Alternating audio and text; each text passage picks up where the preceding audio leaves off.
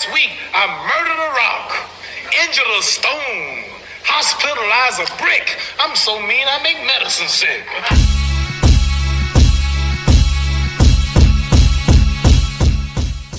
What's up, fight fans? This is Kurt DeVille with Counterpunched Boxing News, and I have some new news concerning Javan Sugar Hill, Dillian Whyte, and Tyson, the Gypsy King Fury.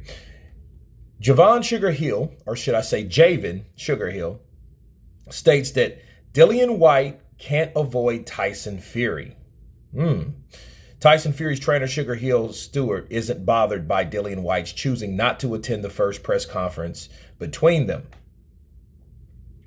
He feels that Whyte, which is 28-19 KOs, can't permanently avoid Fury. He will have to face him on April 23rd, and there's nothing that he can do about it. Whatever game the 34-year-old Whyte has been playing will end on April 23rd when the two heavyweights meet in the main event in front of a crowd of 100,000 fans at Wembley Stadium in London, England. It would be a good idea for Whyte to let go of any bitterness he might have in his mind and stay focused on trying to win the fight. If he beats Fury, he can be an A-side in the rematch should he choose to fight him again. He's a star in America and a worldwide star. That's mainly because of the heavyweight division and his exciting fights. 1, 2, and 3, said trainer Sugar Hill Stewart. Fury's 3 fights against former WBC heavyweight champion Deontay Wilder, quote, "The heavyweight champion of the world is one of the most respected men on the planet. It's always a person to look at being that figure for whatever reason. It's only a matter of time. You can't avoid what's been avoided for long.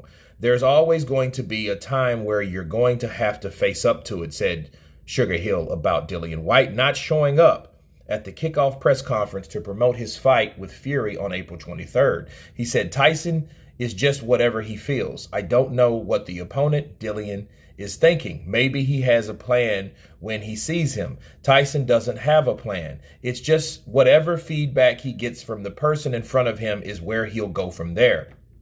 That's his ability to adjust and create and stay in control. Listen, this is the heavyweight division, the most exciting division in boxing. Everyone has a chance," said Javan Sugar Hill. Let me counterpunch. I think Javan Sugar Hill is absolutely right. Because regardless of what Dillian Whyte's doing now, because he's not a mind reader, he doesn't know what he's thinking. He doesn't know what stance he's going to make when he sees Tyson Fury. All he has to say is, what's the end result? The end result is him getting into the ring with Tyson the Gypsy King Fury, the WBC heavyweight champion of the world, and challenging him for the strap, okay, in front of 100,000 people, I might add. So he's absolutely right about that. I would say this, Tyson Fury is fighting in his own country as a foreigner, though. So, you know, him saying that he's a global superstar, he's not necessarily, because I think a lot of that had to do with Dillian Whyte helping him sign, because he's fighting Dillian Whyte. You know, you go from fighting Deontay Wilder to Dillian Whyte, and that's Tyson Fury, someone that's never shown us that he can do something like that. Forget the same person. We've seen that, done that, right? So let's see something else. Dillian Whyte is something else. He's someone else, okay? And he's going to have to face him. I did hate Dillian Whyte didn't show at the press conference because, I mean, I would want the back and forth between the two. But nonetheless, there were problems to be settled. It is problems between the manager and Frank Warren and Dillian Whyte and Dillian Whyte with the WBC. So it's nasty. So it's just more than Tyson Fury. So counterpunching Javan Sugar Hill, he's absolutely right. But what he needs to understand is the politics behind why he didn't show up.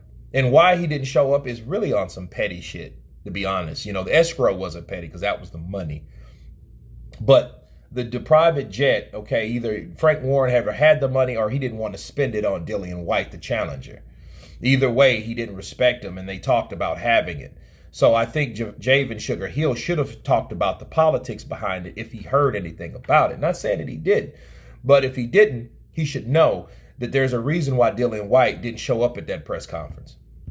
Okay, so setting all that aside, I want to see that Dillian Whyte comes in April 23rd, and he's absolutely right. You can't run forever if he's running. I don't even think he's running. I just think he was like, hey, you guys didn't even put me on a jet. You know, you didn't give me an escrow. You didn't do this. You didn't do that. I say get another lawyer.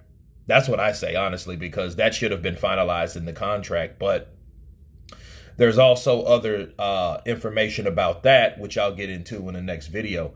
But you guys tell me what you think of Javan Sugar Hill saying that Dillian Whyte can't avoid Tyson Fury forever. Of course, please subscribe. And you guys been Counterpunch. Peace.